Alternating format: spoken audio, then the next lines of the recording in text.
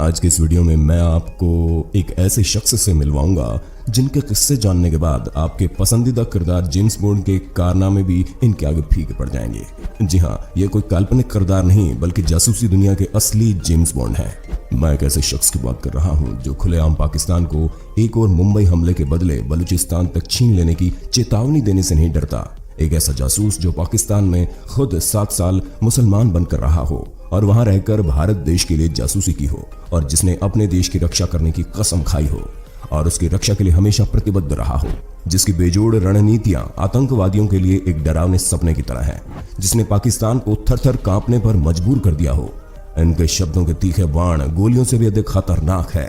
ये भारत के ऐसे एकमात्र नागरिक हैं जिन्हें शांतिकाल में दिए जाने वाले दूसरे सबसे बड़े पुरस्कार कीर्ति चक्र से सम्मानित किया गया है। अब शायद आपके मन में जरूर हैरानी हो रही होगी और साथ ही जिज्ञासा भी कि ऐसा कौन सा शख्स है जिसके हम तारीफों के पुल बांधे ही चले जा रहे हैं। तो जी, इस रियल लाइफ जेम्स बॉन्ड का नाम है अजीत कुमार डोवाल। वर्तमान में ये भारत के राष्ट्रीय सुरक्षा सलाहकार है और उनके नेतृत्व में तमाम खुफिया ऑपरेशन चलाए जा रहे हैं। अजीत डोवाल का जन्म 20 जनवरी 1945 को उत्तराखंड के पौड़ी गढ़वाल में एक गढ़वाली परिवार में हुआ। इनके पिता इंडियन आर्मी में एक ऑफिसर थे। उन्होंने अपनी प्रारंभिक शिक्षा राजस्थान में अजमेर के मिलिट्री स्कूल, जिसको कि पहले king George royal Indian military school के नाम से जाना जाता था, से पूरी की थी। इसके बाद उन्होंने सन 1967 में आगरा यूनिवर्सिटी से इकोनॉमिक्स में एमए किया और पोस्ट ग्रेजुएशन करने के बाद वे आईपीएस की तैयारी में लग गए।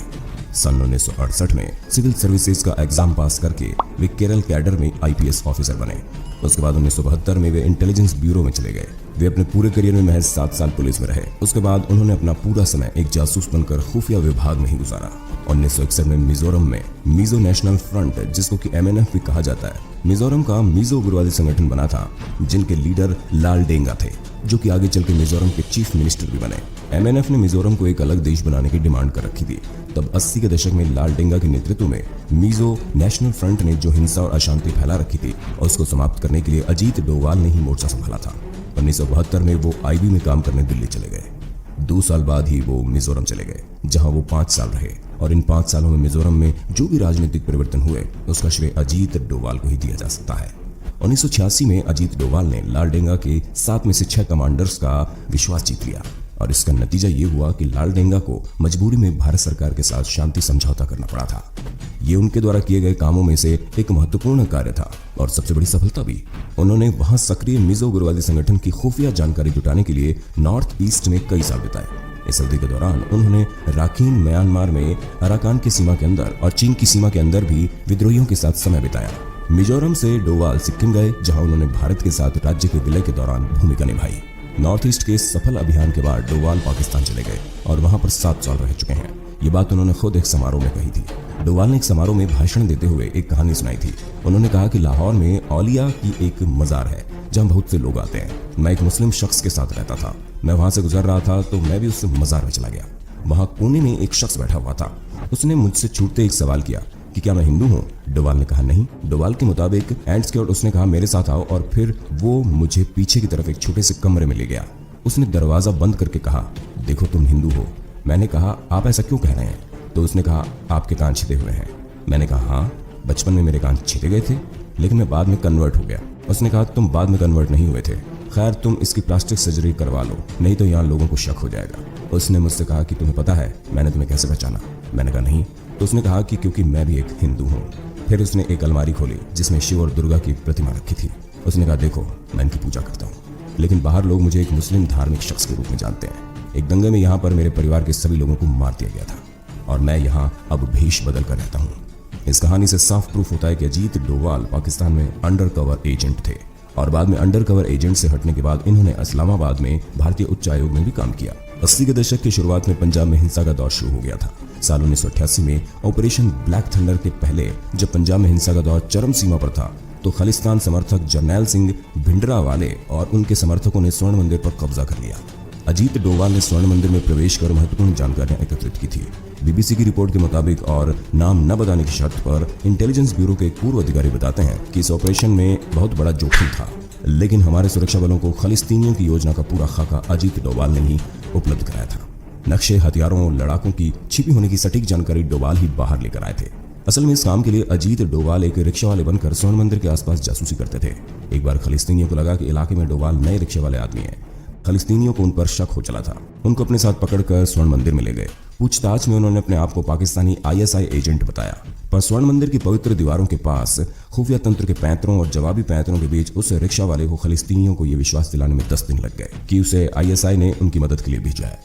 ऑपरेशन ब्लैक थंडर से 2 दिन पहले वो स्वर्ण मंदिर के अहाते में घुसे और खलिस्तीनियों की असली पोजीशन और संख्या के बारे में महत्वपूर्ण खुफिया जानकारी लेकर बाहर आ गए। डोवाल ने वर्ष 1991 में खलिस्तीन लिबरेशन फ्रंट द्वारा अपहरण किए गए रोमानियाई राजनयिक लिवऊ राडू को बचाने की सफल योजना बनाई थी। इसके अलावा कश्मीर में भी अजीत डोवाल का काम कुछ जानने लायक था। कश्मीर में अपने कार्यकाल के दौरान डोवाल आतंकवादी समूहों को तोड़ने में भी सफल रहे थे, जिस कारण 1996 में जम्मू कश्मीर में चुनाव का रास्ता साफ हुआ था। वो कट्टर कश्मीरी आतंकवादी कूका पार्रे का ब्रेन वॉश कर विश्वास जीतने में कामयाब रहे, जिसने कि इखवान नामक भारत समर्थक आतंकवादी गिरोह बनाया था।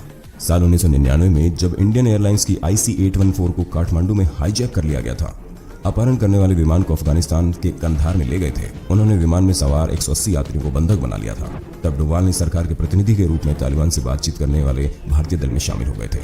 उन्होंने खुलासा किया कि पाकिस्तानी ISI ने तालिबान की सहायता नहीं की और यही वजह रही कि आतंकवादी अपने मिशन में सफल नहीं हो पाए थे। सिर्फ यही नहीं, अजीत डोवाल ने 1971 और 1999 के बीच इंडियन एयरलाइंस के विमान के 15 अपहरणों को रोका था। इसके अलावा सन 2004 से पहले अजीत डोवाल ने मल्टी एजेंसी सेंटर और joint task force on intelligence की स्थापना की थी, जिसका मकसद था कि 2 अलग अलग संस्था को एक ही मंच पर लाना और एक साथ मिलकर आतंकवाद का मुकाबला करना। यही नहीं, डोवाल ने यासीन मलिक, शबीर शाह, पाक समर्थक सैयद अली शाह गिलानी को बातचीत के लिए मजबूर किया ताकि शांतिपूर्वक युद्ध का हल निकले। यानी कि वे एक तरह से मनोवैज्ञानिक युद्ध के भी मास्टर थे। 2004 में मनमोहन सिंह के नेतृत्व वाली UPA सरकार ने डोवाल को IB यानी कि इंटेलिजेंस ब्यूरो का प्रमुख बनाया। असल में डोवाल को जनवरी 2005 में इस्तीफा देने के लिए मजबूर किया गया था, क्योंकि तत्कालीन NSA M.K. नारायणन ने अपने पूर्व कर्मचारी अधिकारी ESL नरसिम्हन को अगले IB प्रमुख के रूप में चुना था। 2009 में NSA बनने से पहले डोवाल ने विवेकानंद इंटरनेशनल फाउंडेशन की स्थापना की थी, जो कि पूर्व जासूस प्रमुखों और डिप्लोमेट्स का एक थिंक टैंक ग्रुप है। विवेकानंद फाउंडेशन को राष्ट्रीय स्वयंसेवक संघ के थिंक टैंक के तौर पर भी जाना जाता है। मोदी सरकार ने डोवाल को रिटायरमेंट से बाहर निकाला और उन्हें 30 मई 2014 को भारत का 5वां NSA बना दिया गया। जून 2014 में जब 46 भारतीय नर्सें इराक के तिक्रित के एक अस्पताल में फंसी हुई थी, तो डोवाल ने इन 46 भारतीय नर्सों की रिहाई के लिए नेतृत्व किया था। डोवाल ने 25 जून 2014 को इराक के लिए एक टॉप सीक्रेट मिशन की उड़ान भरी। इन्होंने इराक जाकर इराकी सरकार में हाई लेवल कॉन्टैक्ट्स बनाए और 5 जुलाई 2014 को आतंकवादियों ने एरबिल शहर में नर्सों की रिहा कर दिया। बाद में नर्सों को इंडियन एयरलाइंस के एक विशेष विमान से भारत के कोच्चि में उनके घर वापस लाया गया। सलमान खान की फिल्म टाइगर जिंदा है इसी घटना से प्रेरित है। मणिपुर के चंदेल जिले में उग्रवादियों ने 4 जून 2015 को भारतीय सेना के काफिले पर हमला कर दिया था। उत्तर पूर्वी भारत में अब तक हुए इस भीषण हमले में 18 जवान शहीद हो गए थे। इसके जवाब में भारतीय सेना ने अपने खास सैनिकों की टुकड़ी को म्यांमार सीमा के अंदर भेजकर उन उग्रवादियों को मुंह तोड़ जवाब दिया था। भारतीय सेना के इस मिशन को ऑपरेशन हॉट पैराशूट का नाम दिया गया। उस समय राष्ट्रीय सुरक्षा सलाहकार रहे अजीत डोवाल ने सेना प्रमुख जनरल दलबीर सिंह सुहाग के साथ मिलकर इस सैन्य अभियान की योजना बनाई थी। डोवाल के नेतृत्व वाले इस मिशन में सेना जिसने 40 मिनट के भीतर ऑपरेशन समाप्त कर दिया, जिससे 38 नागा विद्रोही मारे गए और 7 घायल हो गए थे और ऑपरेशन पूरी तरह सफल रहा था। पाकिस्तान के खिलाफ सर्जिकल स्ट्राइक के दौरान वो सबसे ज्यादा चर्चा में आए। ये डोवाल ही थे जिन्होंने उरी आतंकी हमले का बदला लेने के लिए सर्जिकल स्ट्राइक के मास्टरमाइंड का श्रेय दिया जाता है। इन्होंने डोकलाम गतिरोध को समाप्त करने में मदद की और उत्तर पूर्व में विद्रोहियों से निपटने के लिए निर्णायक फैसले किए। पुलवामा हमले का बदला लेने के लिए बालाकोट के JM शिविर में वायुसेना के हवाई हमले में भी इनका ही हाथ था। उन्हें पाकिस्तान के संबंध में भारतीय राष्ट्रीय सुरक्षा नीति में सैद्धांतिक बदलाव के लिए बड़े पैमाने के रूप में श्रेय दिया जाता है, जो कि डिफेंसिव से डबल स्क्वीज स्ट्रेटजी है, जो कि वर्तमान समय में भारत की एक सुरक्षा नीति है। ये एक रणनीति है जिसके परिणाम स्वरूप प्रमुख आतंकवादी हमलों के बाद पाकिस्तानी आतंकवादियों पर भारतीयों ने पलटवार किया है। इसलिए अनुमान लगाया गया कि सितंबर 2016 में पाकिस्तान में भारतीय सर्जिकल स्ट्राइक उनके दिमाग के ऊपर थी, जो भारत के लिए शत्रुतापूर्ण लक्ष्यों को बेअसर करने में बेहद प्रभावी रहा था। डोवाल को राजनयिक चैनलों और बातचीत के माध्यम से डोकलाम स्टैंड ऑफ को हल करने का भी श्रेय दिया जाता है, जो कि उन्होंने विदेश सचिव S जयशंकर और चीन में भारतीय राजदूत विजय केशव गोखले के साथ मिलकर किया था। उसी समय चीनी पक्ष की तरफ से मंत्री स्तरीय वार्ता के लिए जोर देने के बाद उन्हें उसी साल सितंबर में राज्य मंत्री का दर्जा भी दिया गया। अक्टूबर 2018 में उन्हें स्ट्रेटेजिक पॉलिसी ग्रुप का चेयरमैन के रूप में भी नियुक्त किया गया था, जो कि राष्ट्रीय सुरक्षा परिषद में 3 स्तरीय संरचना का पहला स्तर है, साथ में डिसीजन मेकिंग बॉडी भी है। 2019 के भारत पाकिस्तान गतिरोध में विंग कमांडर अभिनंदन वर्धमान को जब 60 घंटों के लिए पाकिस्तान में बंदी बना लिया गया था, जो कि अजीत डोवाल और विदेशी प्रयासों के कारण पाकिस्तान को जल्द ही वर्धमान को रिहा करना पड़ा।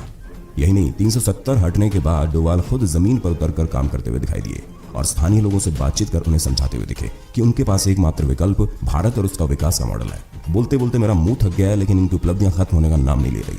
अजीत डोवाल को उनके उम्दा और सराहनीय सेवा के लिए पुलिस मेडल अवार्ड मिला था, जो कि ये मेडल पाने वाले सबसे कम उम्र के अधिकारी हैं। ये मेडल उन्हें मात्र 6 साल के बाद ही मिल गया था।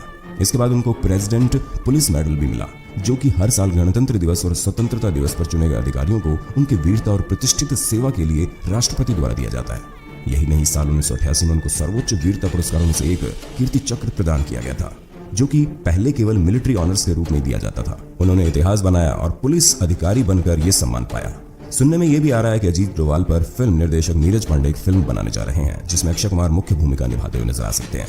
आज भी भारतीय सीमा सुरक्षा की जिम्मेदारी अजीत डोवाल के कंधों पर है। जब हमारा देश और हमारी सुरक्षा अजीत डोवाल जैसे हाथों में है, जो कि देश की सीमा पर न रहकर भी हमारी सुरक्षा के लिए 24/7 और साल के 365 दिन लगे हुए हैं, इसलिए अब आप समझ गए होंगे कि हमने क्यों कहा कि भारत के राष्ट्रीय सुरक्षा सलाहकार डोवाल के कारनामों के आगे जेम्स बॉन्ड के किस्से भी फीके नजर आते हैं। ऐसी शख्सियत के लिए दिल में एक जोरदार सैल्यूट तो बनता ही है। उम्मीद है अब आप एक रियल जेम्स बॉन्ड से अवगत हो गए होंगे और बाकी लोग भी इनके बारे में जानें, इसलिए इस वीडियो को ज्यादा से ज्यादा शेयर कीजिए। आपको वीडियो कैसा लगा? आप अपनी राय और सुझाव हमें जरूर दीजिएगा। हमारी